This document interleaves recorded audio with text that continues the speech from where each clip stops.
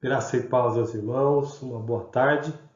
É com prazer, com alegria que nós começamos a nossa primeira aula de Escola Bíblica Dominical do ano de 2021. É desejo do meu coração que os irmãos tenham passado aí um ano, um Natal, né?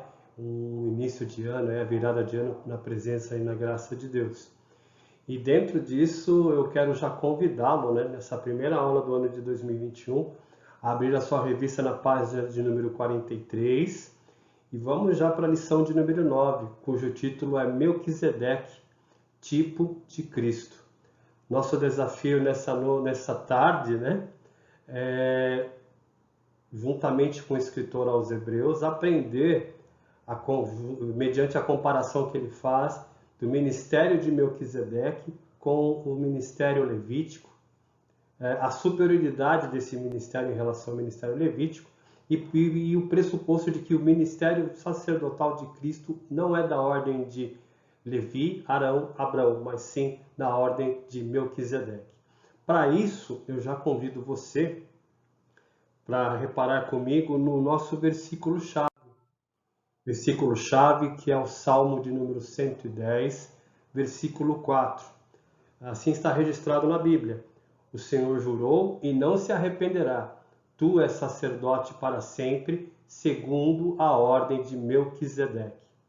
Dentro desse salmo, né, e é um alvo para a nossa lição, uma meta, um objetivo, é que nós devemos entender a importância de nos apegarmos às verdades proferidas na palavra e de aproximarmos-nos de Deus confiantemente, assumindo Cristo como sumo sacerdote e amigo inigualável.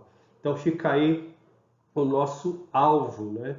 O alvo da nossa missão, a questão de nos aproximarmos de Cristo com confiança, com fé, tendo Jesus Cristo como nosso sumo sacerdote e amigo inigualável. Quando olhamos para Jesus Cristo, nós vemos e aprendemos em Hebreus, e o estudo de hoje vai nos reforçar esse aprendizado, de que Jesus é aquele que realiza o seu ministério sacerdotal de uma forma plena, de uma forma superior a todas as demais ordens, aos demais sacerdotes. Jesus Cristo, ele simplesmente, a gente viu isso no capítulo 6 de Hebreus, que ele entra no lugar santíssimo, no tabernáculo celestial. Enquanto os sacerdotes entravam ali no Santo dos Santos, num tabernáculo terreno, num templo terreno, e essa cerimônia se repetia várias vezes, Jesus Cristo, o seu sacerdote, a sua função de sacerdote é superior porque, primeiro, ele não entra num tabernáculo terreno construído por mãos humanas. Ele entra no tabernáculo, no lugar santíssimo, no tabernáculo celestial. E essa função de Jesus Cristo, esse papel que Jesus Cristo faz como sumo sacerdote, é mediante uma promessa. E essa promessa se dá mediante também ao juramento de nada mais nada menos do que o próprio Deus. É o que nós vimos aí no Salmo de 110, versículo 4. Hebreus 6, 18 a 20, é o texto que está no meio aí da página 43, nos fala o seguinte: o constituiu sumo sacerdote para sempre, segundo a ordem de Melquisedeque, e isso nos faz lançar mão da esperança proposta, a qual temos por âncora da alma, segura e firme, e que penetra além do véu, onde Jesus, como precursor, entrou por nós, tendo se tornado sumo sacerdote para sempre, segundo a ordem de Melquisedeque. Ou seja, no finalzinho do capítulo 6, o escritor aos Hebreus retoma essa figura do sacerdote Melquisedeque, perdão. Esse nome ele aparece duas vezes antes de Hebreus, aparece lá em Gênesis 14, 18, em Salmo de 110, 4, que nós lemos hoje. Então, assim, pensem nisso. O sumo sacerdote Jesus Cristo, que segundo o texto de Salmo 110, 4, e Hebreus 6, 18, e depois Hebreus 7, ele é superior porque ele vem de uma ordem segundo a ordem de Melquisedeque. Então nós vamos estudar um pouco, conhecer mais sobre esse Melquisedeque, e a relação dele com Jesus, a relação de Melquisedeque também com o sacerdócio levítico, né, que vem aí da descendência de Arão e também da descendência mais ainda na primazia, né, de Abraão. Nós vemos que todo objetivo doutrinário que norteia aí a carta aos Hebreus se baseia na convicção de coisas melhores, maiores, superiores, grandiosas, eternas, imutáveis, indissolúveis e infalíveis que a salvação oferece no seu desenvolvimento pleno.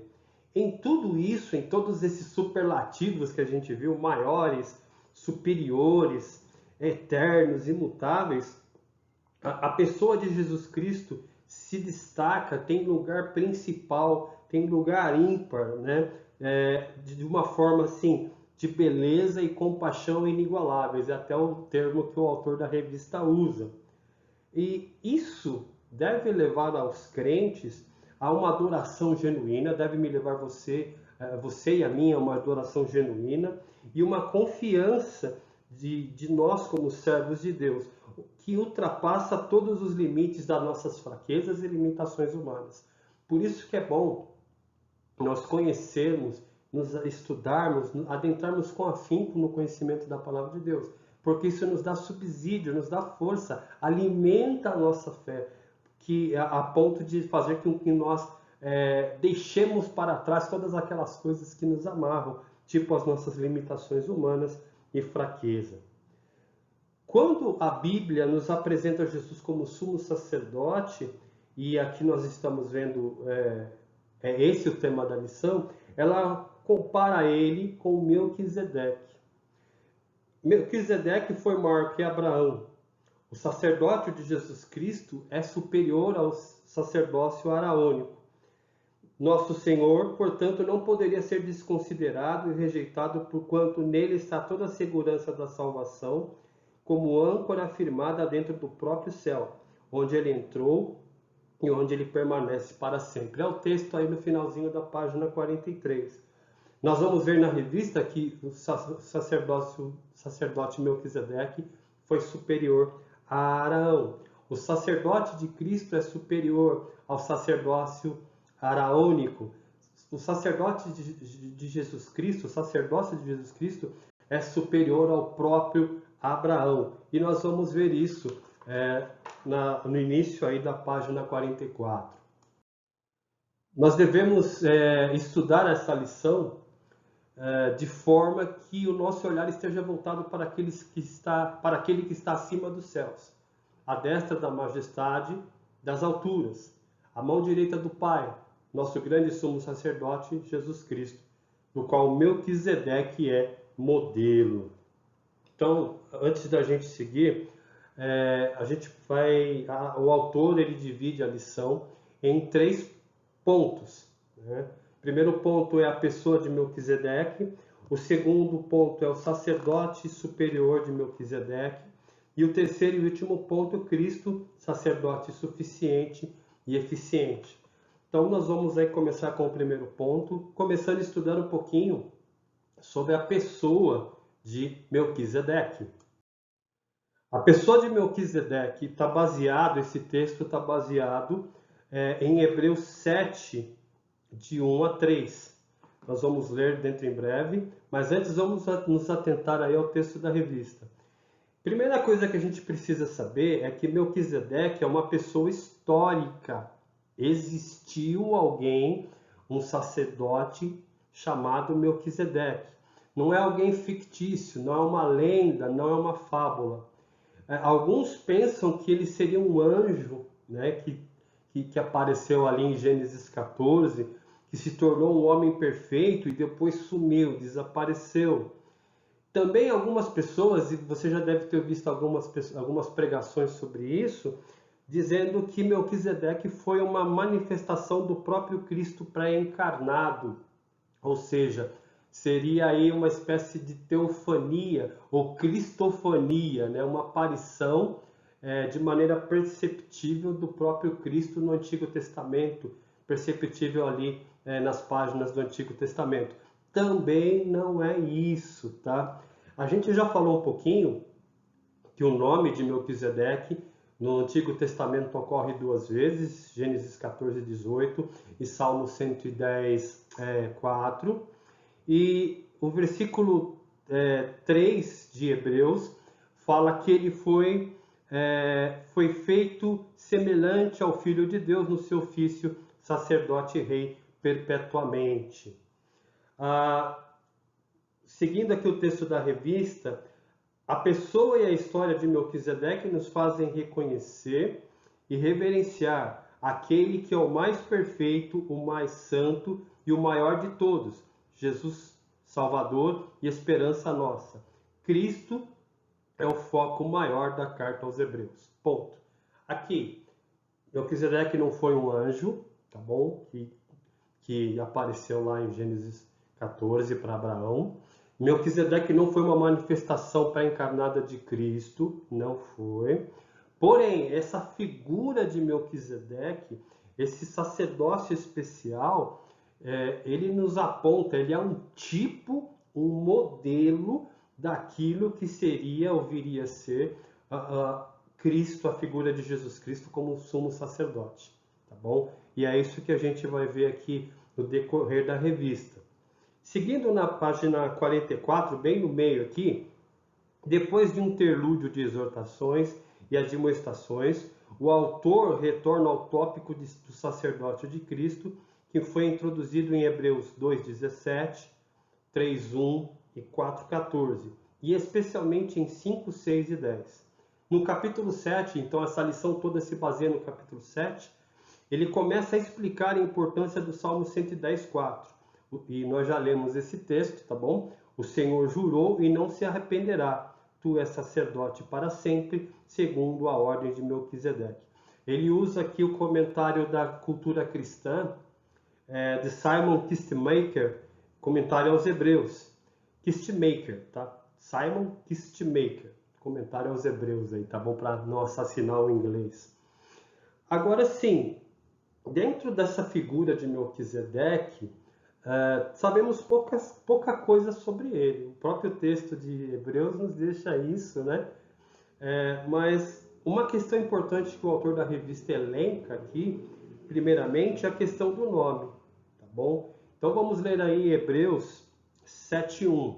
Porque este Melquisedeque, rei de Salém, sacerdote do Deus Altíssimo, foi ao encontro de Abraão, quando este voltava da matança dos reis e o abençoou.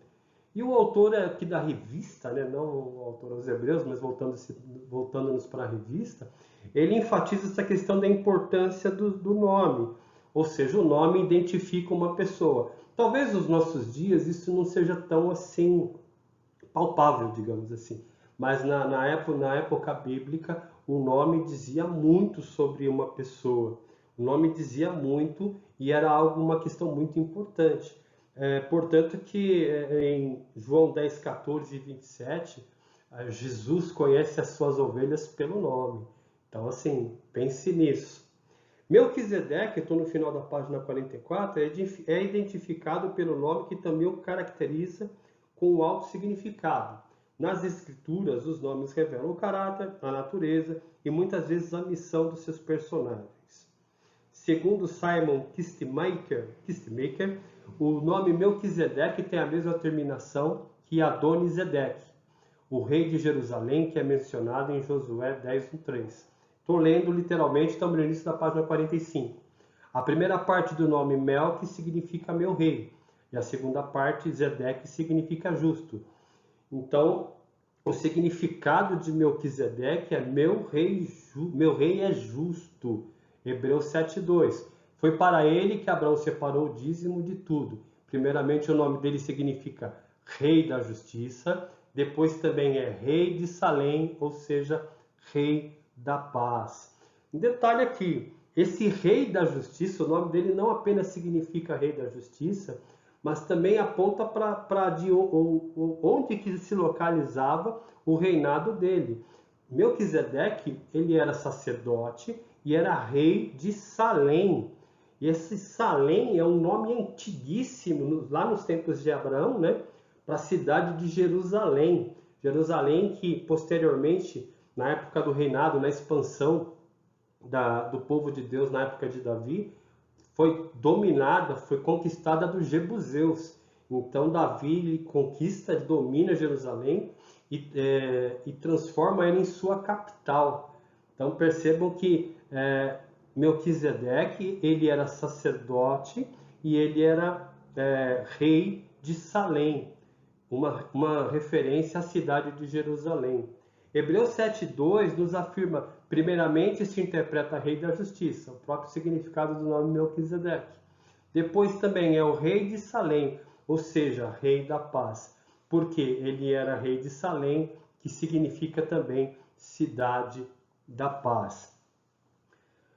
O próprio nome Melquisedeque nos aponta, a forma do nome nos aponta para um tipo também, um modelo daquilo que seria o próprio ministério de Jesus Cristo. Melquisedeque é o rei da justiça, significa também rei da paz, ok. E aquele que seria ali o modelo perfeito daquilo que o tipo que é Melquisedeque apontava, também é o rei da justiça e rei da paz. E até o autor da revista nos cita aí Isaías 9,7, para que se aumente o seu governo e venha paz sem fim sobre o trono de Davi e sobre o seu reino, para o estabelecer e o firmar mediante o juízo e a justiça desde agora e para sempre. Nós já lemos aqui, está aparecendo para você ainda, o início desse primeiro tópico, a pessoa de Melquisedeque. Eu vou passar aqui um pouquinho, onde a gente está vendo aí as duas características, né? A gente já até adiantou um pouquinho, pulamos um pouquinho aqui, já vimos a questão do nome, e para isso nós lemos Hebreus 7,1, e olha só, esse aqui está aqui no slide, Gênesis 14,18, onde relata ali a aparição de Melquisedeque, digamos assim, né? Abraão tinha ido combater uma confederação de, acho que 5 reis, né? O rei Kedorlaomer, né? E mais 4 reis. Ele sai vitorioso, ele volta digamos, ele vai defender alguma coisa que aconteceu com o rei de Sodoma. Ele volta, o rei de Sodoma o recebe, e eis que está ali Abraão e o rei de Sodoma, surge Melquisedeque. Então olha só o Gênesis 14,18. Porque esse Melquisedeque, rei de Salém, sacerdote do Deus Altíssimo, foi ao encontro de Abraão quando este voltava da matança dos reis e o abençoou. Hebreus 7,1. E Melquisedeque, rei de Salém, trouxe pão e vinho. Ele era sacerdote do rei Altíssimo. Então aqui, tanto em Hebreus 7,1 como em Gênesis 14,8, a gente vê que esse personagem Melquisedeque, ele tinha duas funções. Ele era sacerdote do Deus Altíssimo e rei de Salém. Tanto o fato dele ser sacerdote do rei Altíssimo como ser rei de Salém são tipos, são exemplos, são fatos que apontam para aquele que por direito, por excelência, seria o completo, integral sacerdote do Deus Altíssimo e verdadeiro rei da paz, que é o próprio Jesus Cristo. O nome de Melquisedeque a gente já viu aqui. Um segundo item, né, nos fala aí, é a questão de que a singularidade de Melquisedeque. Por quê? Veja bem, o autor aqui usa Hebreus 7, 2 e 3. Foi para ele que Abraão separou o dízimo de tudo. Primeiramente, o nome dele significa rei da justiça, depois também é rei de Salém, ou seja, rei da paz. Sem pai, sem mãe, sem genealogia, ele não teve princípio de dias, nem fim de existência, mas feito semelhante ao Filho de Deus, permanece sacerdote para sempre. Olha só, nós vemos aqui a singularidade de Melquisedeque. Por quê? Baseado no verso 2. Abraão separa o dízimo de tudo, ok? Aí dá o significado do nome dele.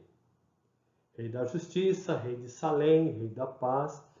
E olha só, sem pai, sem mãe, sem genealogia.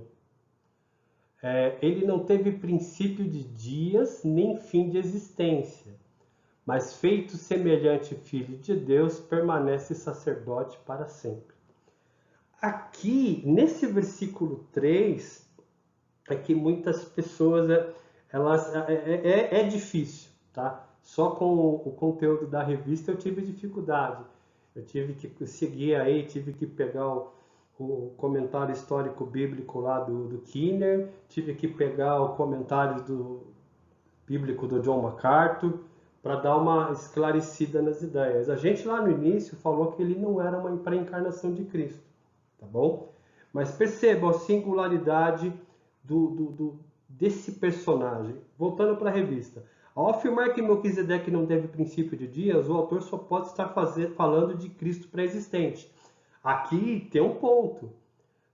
Lá no início, o autor da revista afirmou que não é uma manifestação de Cristo pré-existente. Ele está usando aqui uma citação de Gunther, no comentário de Hebreus de Gunther. Então a gente tem que tomar cuidado. Então, assim, eu olhei outras fontes, então eu vou dar aqui a minha, digamos, interpretação, principalmente desse verso 3. Vamos lá, então. A singularidade de Melquisedeque aponta para o seguinte. Quando fala, olha, sem pai, versículo 3, sem pai, nem sem mãe, sem genealogia. A história bíblica não registra a descendência de Melquisedeque. Não há registro, né? Não sabemos quem foi seu pai, quem foi sua mãe. Não sabemos a sua genealogia, tá bom? Então, ele foi um homem, ele teve pai e mãe, porém a história não foi registrada. E isso é um detalhe muito importante. Tem uma sacadinha aqui. O fato de Melquisedeque não sabermos, ou a Bíblia não dizer quem foi o pai e a mãe de Melquisedeque, é irrelevante para o ministério sacerdotal dele. Ou seja, pense, os levitas, todos eles eram originários de Arão, perdão, né? Eles tinham uma descendência de pai, né, de familiar, de sangue com Arão. E era uma sequência. Não podia ser pessoas, né, diferentes. Melquisedeque não. Ele era sacerdote e rei, e tanto fez quem tivesse sido seu pai. Ele então teve princípio de dias, né? E um detalhe aqui que até MacArthur fala,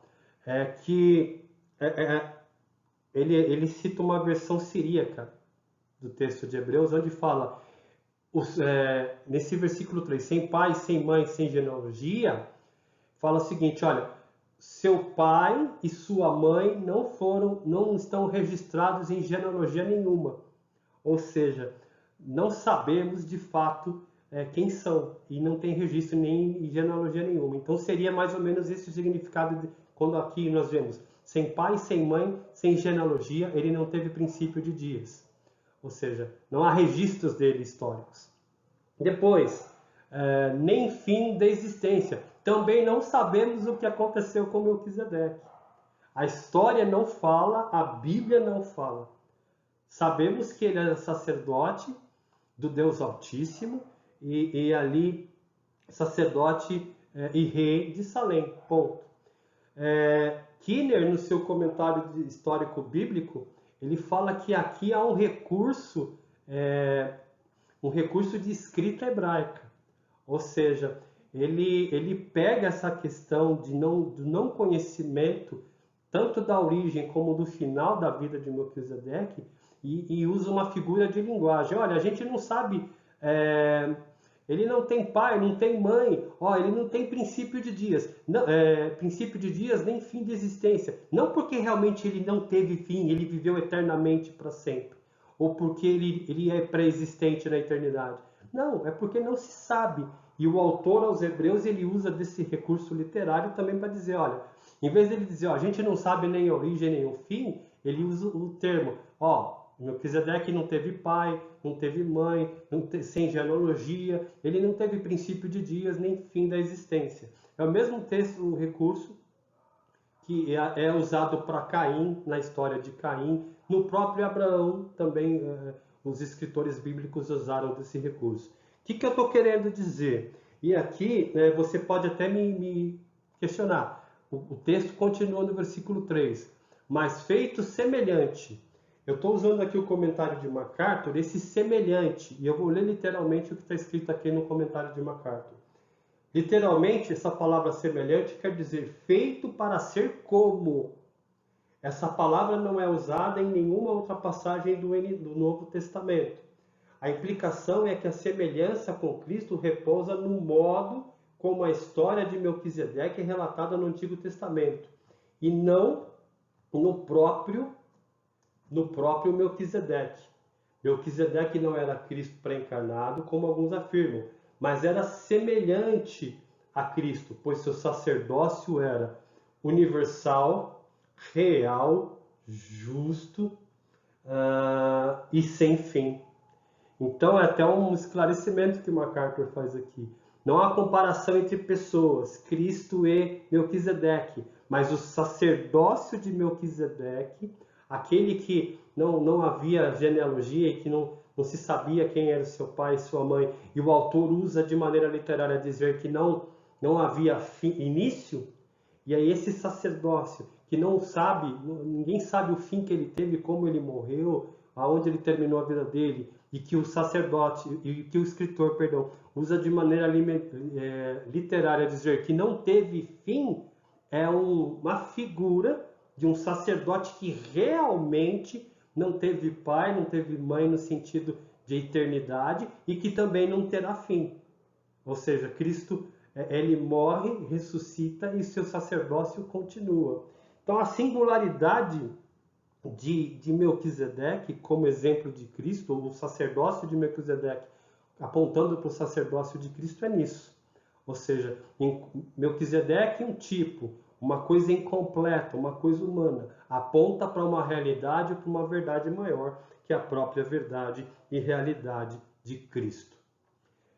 MacArthur, ele fala aqui, né, eu acabei de ler para vocês o comentário dele, que há uma comparação entre sacerdócios, né?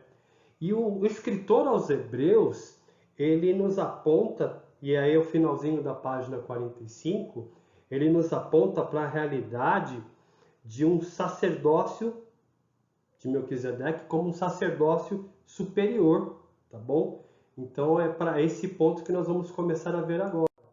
Melquisedeque como aquele que é dono ou detém um sacerdócio superior. A quem? Ao sacerdócio levítico. Lembre-se, os levitas eram descendentes de Arão. E por consequência, Arão era descendente de Abraão. E aí lá em Gênesis 14, 18 em diante, a gente vai ver as implicações disso. Vou ler aqui o finalzinho da página 45. Para os cristãos hebreus que estavam descambando para o judaísmo, sua velha ordem sacerdotal, o autor de Hebreus começa exortando-os a considerar a grandeza de Melquisedeque. Considerai, pois, como era grande esse a quem Abraão, o patriarca, pagou dízimo, tirado dos melhores despojos. Ele está citando aqui o versículo 4 de Hebreus 7. Ele argumenta com muita convicção, quanto ao sacerdote levítico, que a velha ordem mudou, dando lugar à nova.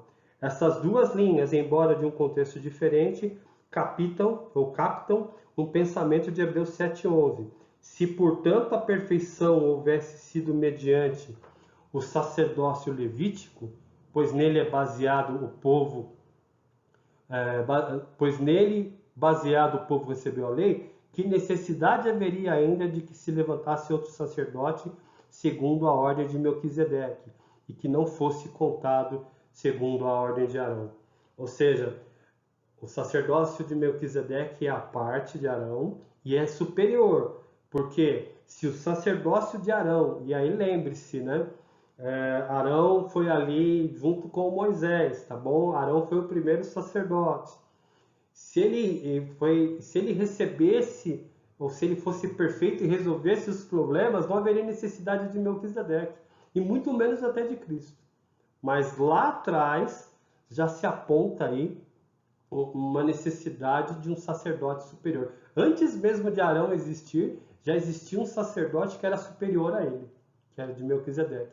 E é sobre esse sacerdócio que é o protótipo, que é o tipo de um sacerdócio completo que seria feito, foi prometido na figura de Cristo.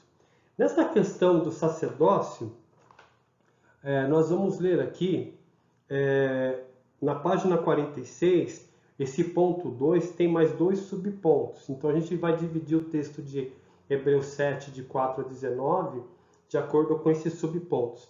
Então na página 46, o primeiro item é a afirmação de que Melquisedeque era maior do que Abraão. Ou seja, o sacerdócio superior de Melquisedeque se dá pelo fato de que Melquisedeque era maior que Abraão. E de onde nós podemos tirar essa informação? Versículo 4 a 7 de Hebreus 7, também baseando-se lá em Gênesis 14, 18. E vejam como era grande esse a quem Abraão, o patriarca, pagou o dízimo tirado dos melhores despojos. Ora, os que dentre os filhos de Levi recebem o sacerdócio têm ordem, de acordo com a lei, de recolher os dízimos do povo, ou seja, dos seus irmãos, embora esses sejam descendentes de Abraão. Entretanto, aquele cuja a genealogia não se inclui entre os filhos de Levi, recebeu dízimos de Abraão e abençoou aquele que havia recebido as promessas. Evidentemente, não havia dúvida de que o inferior é abençoado pelo superior. O autor aqui na revista ele observa que Melquisedeque, e baseando nos próprios textos de Gênesis e Hebreus, ele era sacerdote do Deus Altíssimo. Nós vemos isso na bênção que ele profere sobre Abraão, o patriarca, quando ele diz o seguinte: bendito seja Abraão pelo Deus Altíssimo, que possui os céus e a terra, e bendito seja o Deus Altíssimo. Isso aqui é Gênesis, citação de Gênesis 14, 18 a 20. Percebam que nos 3 versículos se repete esse termo, Deus Altíssimo. No hebraico, esse termo é El Elyon, que significa o mais alto, ou El Elyon significa Deus Altíssimo. Em Hebreus 7,7, temos aí, o autor ele usa essa questão, na questão de um argumento quanto à superioridade de Melquisedeque. Temos aqui 2 questões. Primeiro,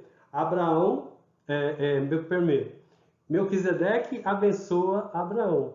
E depois, Abraão ele oferece dízimos a Melquisedeque. Pense no seguinte, a questão dos dízimos. Era comum naquele tempo as pessoas darem ofertas ao sacerdote de um determinado Deus. Isso era como se aquele sacerdote representasse o próprio Deus. Quando Melquisedeque fala, olha, eu sou o sacerdote de El Elyon, ou Deus Altíssimo, aquele que possui os céus e a terra, é como se Abraão identificasse, opa, peraí, esse Deus desse Melquisedeque é o mesmo Deus que me chamou para Canaã, é o mesmo Deus que me chamou lá em Ur dos Caldeus, só que eu chamo ele de Senhor, ou Yahweh, né? Ou Yahvé, ou Yahweh.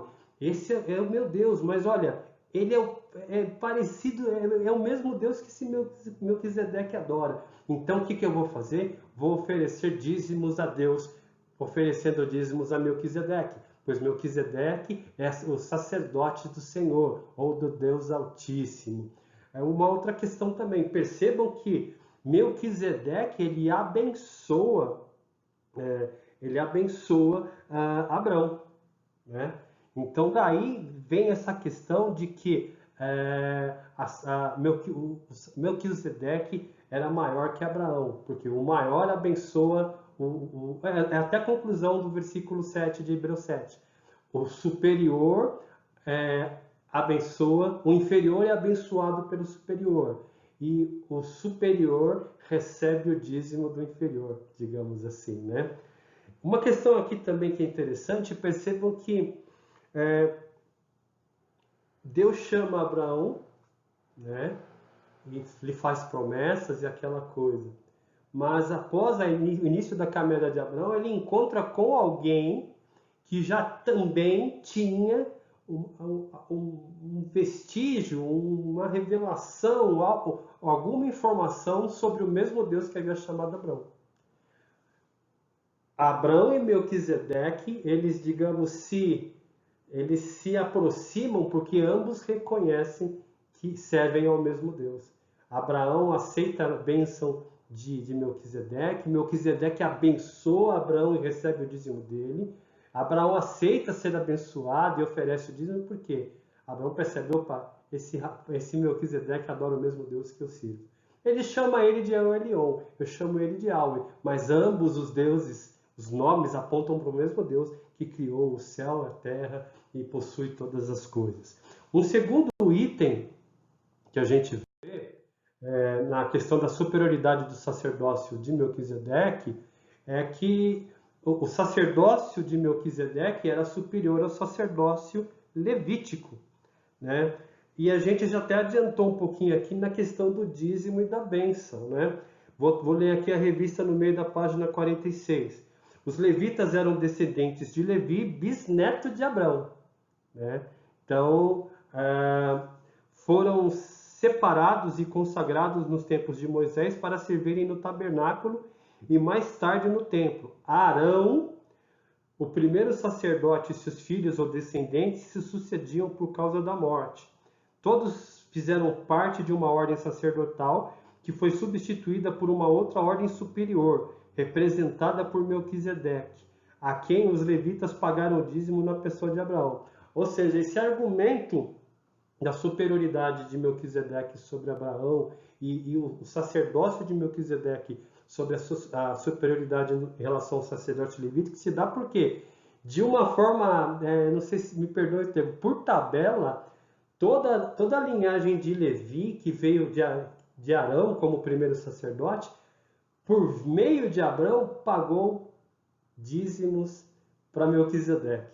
Lembre-se no finalzinho do verso 7 lá, o superior abençoa o inferior.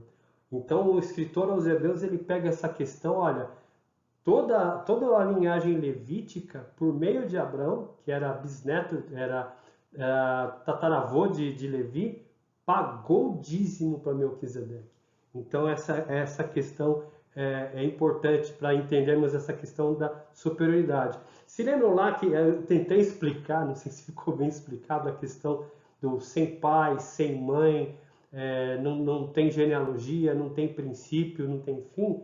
É uma sacada do escritor aos Hebreus também, no sentido de dizer, olha, o sacerdócio de Melquisedeque é superior porque não tem necessidade de linhagem, de descendência física para nos ter. A gente nem sabe quem foi o pai, a mãe, não está escrito em genealogia nenhuma. Não sabemos quando nasceu Melquisedeque, quando ele morreu, para onde ele...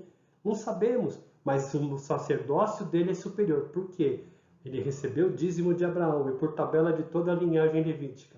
Ele foi abençoado por Melquisedeque. Abraão foi abençoado por Melquisedeque. E por tabela toda a linhagem levítica também, de alguma forma, recebeu essa bênção. Então percebam que o argumento bíblico mostra ainda que o sacerdócio levítico era incapaz de aperfeiçoar o homem, embora ele, o povo, recebesse a lei. Por meio dele, né, houve a necessidade, portanto, de uma nova ordem sacerdotal, cujo sacerdote é Jesus, aquele de quem Melquisedeque é modelo. Percebam, o sacerdócio de Melquisedeque é modelo. Eu vou sempre estar voltando nessa palavra, tipo, modelo, protótipo, porque o sacerdócio de Cristo é, por excelência, o sacerdote eterno, aquele que entra não em tabernáculo feito por mãos humanas, mas um tabernáculo eterno, um tabernáculo celestial. Houve uma mudança de lei e sacerdote com o advento de Cristo e sua exaltação à direita do Pai. Aí Hebreus 7, 12 a 14. Então a gente já viu até aqui dois pontos importantes para entendermos a pessoa de Melquisedeque, a relação dele, desse sacerdote rei. Uma coisa interessante, né? Tem os ofícios de Cristo. Aqui aparece dois. Jesus Cristo é rei, é sacerdote e profeta, né? Aqui a gente vê dois desses ofícios em Melquisedeque. Melquisedeque como rei de Salém e como sacerdote do Rei Altíssimo. Dentro disso, a gente está tentando entender a relação de Melquisedeque, do sacerdócio dele, como superioridade em relação ao sacerdócio de Abraão, tá bom? E a gente viu isso nas questões da pessoa de Melquisedeque no ponto 1 e o sacerdócio superior de Melquisedeque no ponto 2. Dentro disso, desse ponto 2, a gente viu dois subpontos, que é Melquisedeque era maior que Abraão e o sacerdócio de Melquisedeque era superior ao sacerdote levítico. Essas duas questões. Agora, no ponto 3, nós vamos entrar, nós vemos a pessoa e o sacerdócio de Cristo são superiores. E esse terceiro ponto é baseado aí em Hebreus 7, 15 a 28. Vou ler o finalzinho da página 46 aqui. Cristo é o sacerdote perfeito da ordem de Melquisedeque. Como já vimos anteriormente, é maior que o patriarca Abraão. Sua ordem sacerdotal é superior à ordem araônica. Sendo assim, estamos convictos da grandeza do nosso Salvador e de como ele é infinitamente maior que todos. Seu sacerdócio é incomparável. Seu ofício e sua pessoa se misturam nos ensinos da epístola com a beleza de seu caráter imaculado e a sua missão. O sacerdócio de Melquisedeque é superior ao sacerdócio de Abraão. Mas mesmo ele sendo superior, ele ainda é incompleto, porque Melquisedeque ele era sacerdote do Deus Altíssimo, o rei de Salém, que depois virou Jerusalém, só que ele ainda, ele não era o Messias. Esse sacerdócio completo está em Cristo Jesus. E essa é a base do terceiro ponto. A superioridade de Cristo como sacerdote, o sacerdócio de Cristo como superior a qualquer outro sacerdócio, inclusive ao de Melquisedeque. O sacerdócio de Melquisedeque aponta muitas semelhanças, muitas questões relacionadas a Cristo, mas não é igual, parelho. É aquela questão quer ver? Eu vou voltar aqui no comentário do MacArthur. É aquela questão do semelhante. Melquisedeque foi feito para ser como, mas não para ser igual. Não para ser uma cópia exata. Não. Feito para ser como, ou seja, algo que aponta que é parecido, mas não é completamente integralmente igual. Dentro desse terceiro ponto, a pessoa e o sacerdote de Cristo são superiores, baseado em Hebreus 7, de 15 a 28, nós temos aí três afirmações. A primeira delas é que Cristo foi constituído sacerdote sobre juramento, tá bom? Hebreus 7, 15 a 22. Aqui está o versículo 21. Mas este foi feito sacerdote com juramento por aquele que lhe disse: o Senhor jurou e não se arrependerá. Você é sacerdote para sempre. O sacerdócio de Cristo foi instituído por lei divina. O sacerdote de Cristo foi instituído por juramento divino.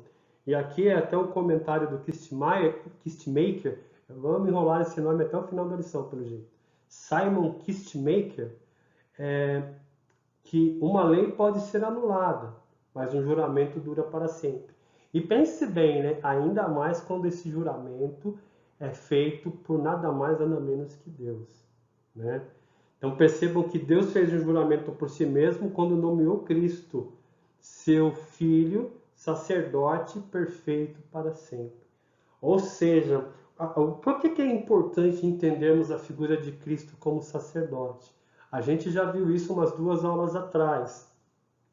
A questão de que Cristo é o sacerdote perfeito, completo.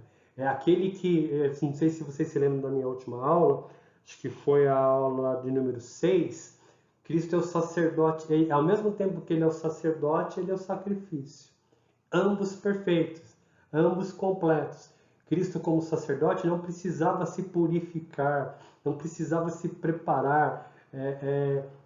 Cristo, por excelência, é o sacerdote completo, puro e santo e agradável a Deus. Então percebam, ele é constituído por juramento de Deus.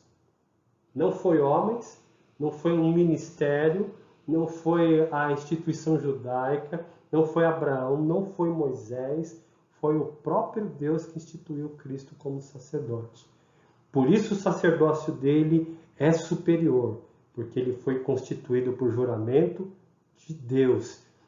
De novo, citando Hebreus 7:21, o Senhor jurou e não se arrependerá, tu és sacerdote para sempre. Tá bom? Um segundo ponto, Cristo é um sacerdote eterno. Hebreus 7:23 e 24. Ora, os outros são feitos sacerdotes em maior número, porque a morte os impede de continuar. Olha que beleza! Os sacerdotes levíticos, eles não eram eternos, embora a ordem fosse longeva, né? Porque era uma sucessão ali, né? De pais, netos, filhos e aquela coisa toda. Mas a morte os impedia de continuar. A morte não impediu que o sacerdócio de Cristo continuasse. Cristo venceu a morte. Percebam como isso é maravilhoso? Só nesse verso 23 aqui a gente já vê um ponto maior da superioridade de Cristo, a eternidade do sacerdócio de Cristo, a superioridade. O sacerdócio levítico, o sacerdote levita não conseguia vencer a morte, ele morria. Mas Cristo, como sacerdote, ele não morreu. Ele venceu a morte, ele morreu, ele ressuscitou e vive está, sendo o nosso sacerdote diante de Deus. Verso 24, Jesus, no entanto, porque continua para sempre, tem o seu sacerdócio imutável. O notável, estou lendo a revista, é o ponto 2, tá bom? O notável aqui é que os sacerdotes levitas eram humanos, fracos e mortais. A gente já comentou isso. A morte os impedia de continuar seu ofício, mas Jesus, o Filho de Deus, foi constituído sacerdote para sempre. Seu sacerdote é imutável. Essa declaração do salmista, a gente leu lá o Salmo 110:4, na verdade, esse Hebreus 7:21 aqui, ele está replicando lá Salmo 110:4, né? É repetida pelo escritor aos Hebreus, e inclusive o autor aos Hebreus usa em mais de uma oportunidade esse salmo, né? Em Hebreus 5:6, 6:10, 6:20, 7:11 e 17. E quando o autor aos Hebreus ele cita muito esse salmo, ele está nos chamando a atenção para a superioridade do sacerdócio de Cristo no quesito de sua eternidade, né? O sacerdócio de Cristo, ele é superior porque ele é eterno. Ele tem validade, ele é imutável, não precisa de arranjos, de reparos, de consertos, de remendos, de remediação. Não. Ele é eterno e imutável. E quão bom isso e quão maravilhoso é que a gente possa pensar em Jesus Cristo como um sacerdote que está eternamente diante de Deus, e tanto no tempo pretérito como no tempo futuro. Quando nós éramos ainda pecadores, ele já nos amava. Na eternidade pretérita, ele já nos amava, intercedia pelos seus santos, pelos seus eleitos. E pela misericórdia dele, eu e você, os piores pecadores, podemos ter acesso a Deus, às realidades espirituais, às bênçãos espirituais, pela intermediação desse grande, supremo e eterno sacerdote. Pense nisso. É algo impactante. E, por último, nesse item 3, Cristo, sacerdote suficiente e eficiente. O notável é que Jesus não somente, vou colocar aqui, vamos lá, é baseado em Hebreus 7:25 a 28. Vou até ler, tá bom? Por isso também pode salvar totalmente os que nele se aproximam de Deus, vivendo sempre para interceder por eles. Porque nos convinha um sumo sacerdote como este, santo, inculpável, sem mácula, separado dos pecadores, exaltado acima dos céus, que não tem necessidade, como os outros sumos sacerdotes, de oferecer sacrifícios todos os dias, primeiro por seus próprios pecados, depois pelos do povo, porque fez isso uma vez por todas, quando a si mesmo ofereceu, porque a lei constitui homens sujeitos à fraqueza como sumos sacerdotes. Mas a palavra do juramento, que foi posterior à lei, constituiu o Filho, perfeito para sempre. Esse texto já explica o ponto. Cristo sacerdote suficiente, eficiente. O notável é que Jesus não somente pode salvar, mas ele também deseja salvar, segundo 1 Timóteo 2,4, João 14,6. Ele vive a interceder pelos crentes. Para isso foi investido com o juramento do Pai e está no tabernáculo celestial, à direita do trono da majestade. Aí em Hebreus 8, 1 a 2. E eu vou ler aqui, estou lendo literalmente o ponto da revista, estamos já no final, um comentário de Delcir de Souza Lima. Estando ele no céu, já não há mais necessidade de sacerdócio na terra, porquanto todo o sistema sacerdotal não passa de sombra, ou seja, de realidades eternas. Ou seja, esse Delcir comentou um negócio legal. O sistema sacerdotal, né, começando lá em Arão, ordem levítica, é sombra de um sacerdócio superior, definitivo, eficiente, suficiente. O próprio Melquisedeque, embora superior ao sacerdócio de Melquisedeque, fosse superior ao sacerdócio levita, ele também era uma sombra talvez aprimorada, né? Um pouco melhor do que o sacerdócio levítico, mas que ele também era uma sombra de algo que seria completo, perfeito, plano, fundamentado na vontade, no juramento e na promessa de Deus, que era o próprio sacerdócio de Cristo. Então, meus irmãos, é maravilhoso, é uma lição difícil, eu confesso a minha dificuldade, porque Melquisedeque é um personagem difícil, né? É pouco se é falado nele, mas nós vemos que na aparição ali de Gênesis 14, tem um pulo para os Salmos e depois só aparece em Hebreus. E as informações são bem assim, são poucas informações. Mas a verdade é que fica aqui, e de tudo que a gente tentou explicar, e o que você talvez deva gravar, é que Jesus Cristo é o nosso sacerdote, ele intercede por nós. Não deixe que ninguém se coloque entre você e Deus, a não ser Jesus Cristo. Não deixe que ninguém assuma um lugar de prioridade na sua vida, principalmente no seu relacionamento com Deus, a não ser Jesus Cristo. Os pastores, os irmãos mais experientes, são companheiros de caminhada seu. Eles também são pecadores e precisam da graça e da misericórdia de Deus como você precisa. Então, entre você e Deus há um só mediador, Jesus Cristo, o nosso único e suficiente sacerdote, suficiente e eficiente sacerdote, sacerdote superior a qualquer outro tipo de sacerdócio. Vou partir aqui para a conclusão. A palavra do juramento de Deus é confiável e fiel. E por esta razão importa que nos apeguemos com mais firmeza às verdades ouvidas, para que delas jamais nos desviemos. Devemos também chegar-nos ao trono da graça, onde temos o grande sacerdote Jesus. Aproximemo-nos com sincero coração, em plena certeza de fé, tendo o coração purificado de má consciência e lavado o corpo com água pura.